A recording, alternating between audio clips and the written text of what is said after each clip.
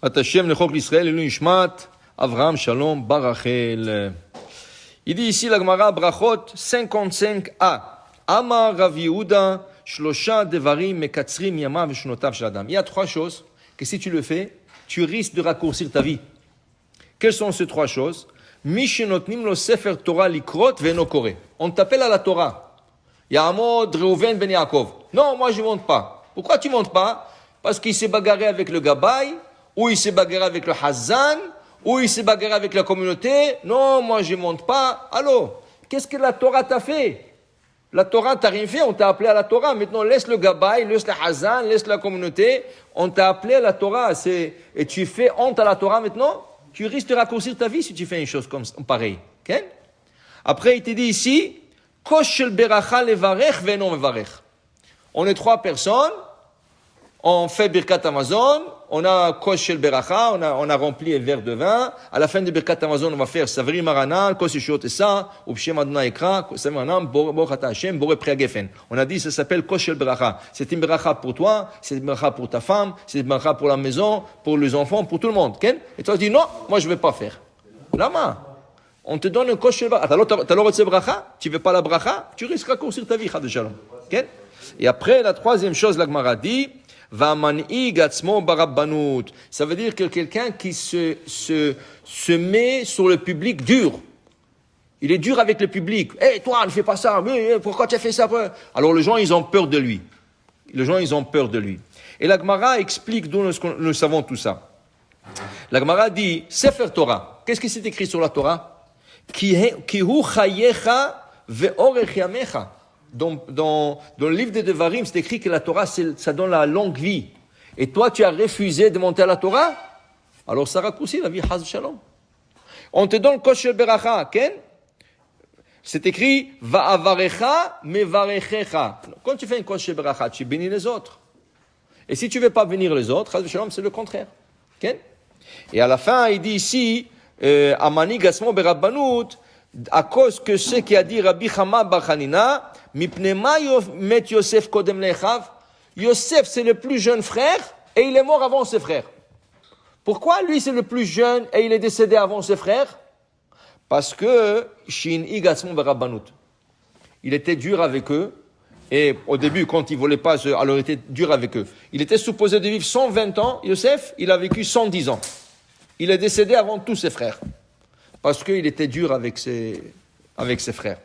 Dit la Gemara, V'amar Rav Yehuda amar Rav, dit Rav Yehuda au nom de Rav, Shlosha tzrichim rachamim. Il y a trois choses que tu dois toujours prier pour.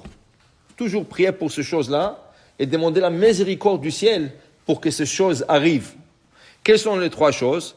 Melech Tov, un bon roi, un bon gouverneur, un bon président de pays. Il faut toujours prier pour qu'il soit bon avec les Juifs, pour qu'il soit bon avec l'État d'Israël. Tu comprends? Rav Shalom, il va faire la discrimination, s'il va attaquer Israël, c'est grave. Il faut toujours prier qu'on a un bon chef spirituel en Israël, un chef d'État, un bon chef d'État, et aussi que le roi du pays soit bon avec nous. Nous faisons la bracha pour eux, le jour de Kippour. Anoten Teshuah Lamlachim, nous prions pour le roi. Okay? Il faut que le roi soit bon avec nous. Regarde au Maroc. Ils ont une bonne relation, un bon pays avec l'Israël. Okay? Alors, pour te dire, ça a besoin de rahamim. Il faut prier pour. Il ne faut pas le prendre pour acquis. Il faut prier. Okay? Maintenant, il dit ici, une autre chose, Shana Tova. Il faut demander que l'année soit bonne. Rosh Hashanah, qu'est-ce que tu pries? Rosh Hashanah, qu'est-ce que tu pries? Tu auras une bonne année. Regarde cette année. Elle est passée tellement vite cette année. Les gens étaient occupés avec la pandémie, pas pandémie, les gens étaient occupés avec 1000 choses. Il n'y avait pas des écoles, pas de travail, les gens ne travaillent pas et tout ça. Waouh, l'année est passée si vite comme ça. Ça veut dire qu'on n'a pas assez prié Rosh Hashanah dernier. C'est Rosh Hashanah, il faut prier qu'il y aura une bonne année. Qu'Hachem donne une bonne année, que tout retourne à l'ordre, tout retourne à sa place. Okay? Et la troisième chose, il dit Chalom Tov, okay? Que tu auras de bons rêves. Il faut prier. Où tu pries ça? Kriyat Shema Alamita. Juste avant d'aller à dormir, tu fais Kriyat Shema Alamita. Donc Kriyat Shema Alamita, tu dis Ve'al yav iluni chalumot ra'im ve'irurim ra'im. que je ne sois pas, que je n'aurai pas des mauvais rêves ou des mauvaises pensées quand je dors. Okay? C'est important. Alors tu pries pour ça. Parce que regarde, tu fais un mauvais rêve, tu ne peux pas travailler toute la journée. Toute la journée, tu es en train de penser. Qu'est-ce que ça veut dire ce rêve? De quoi? Qu'est-ce que signifie? Qu'est-ce qui va arriver? Tu comprends? Tu es tellement perturbé par ce rêve, toute la journée est partie rien qu'en pensant sur ce rêve. Pour se calmer un peu. Tu comprends? Pour que tu te calmes un peu. Alors, tu ne vas pas faire Chalomot Raïm, tu ne vas pas faire des mauvais rêves. Il faut prier. Il faut prier pour. Okay? Alors, ça veut dire que le Rav Yehuda, il nous a dit 6 choses en vérité.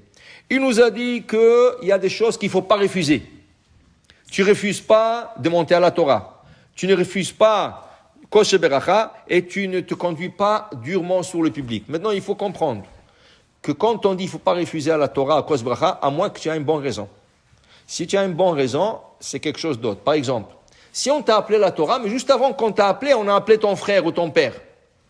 Tu ne peux pas monter à la Torah, c'est assourd. C'est complètement interdit de monter à la Torah. Okay? Même si tu veux monter, tu n'as pas le droit. Alors tu dis au Gabbai, je m'excuse, je ne peux pas monter. Ça, c'est une bonne raison. Okay?